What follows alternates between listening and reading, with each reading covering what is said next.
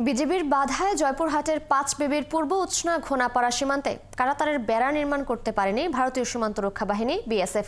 মঙ্গলবার ভোরে বিএসএফ বেড়া দেওয়ার চেষ্টা করলে এলাকাবাসী বিজিবিকে খবর দেয়। বিজিবি জানায়, আন্তর্জাতিক সীমান্ত আইন লঙ্ঘন করে বিএসএফ ভারত সীমান্তের মাত্র 20 গজ অভ্যন্তরে এই কাঁটাতারের বেড়া নির্মাণের চেষ্টা করে। মোয়াজ্জেম হোসেনের তথ্য ছবিতে প্রতিবেদন।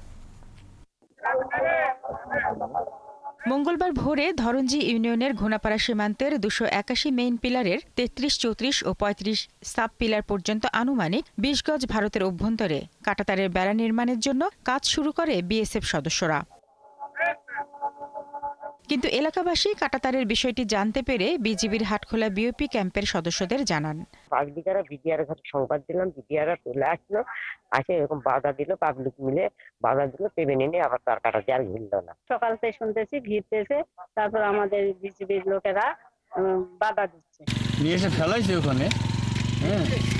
ওখানে ফেলাইছে, এখন দিতে পারেনি। অনেকটুকু ঘিরছে, ঘিরার পর আমরা আসার পর তারপর না ঘিরে ওরা উঠায় চলে গেছে। পরে বিজিবি সকাল 9:30টার দিকে এসে বিএসএফ সদস্যদের কাঁটাতারের বেড়া নির্মাণে বাধা দেন।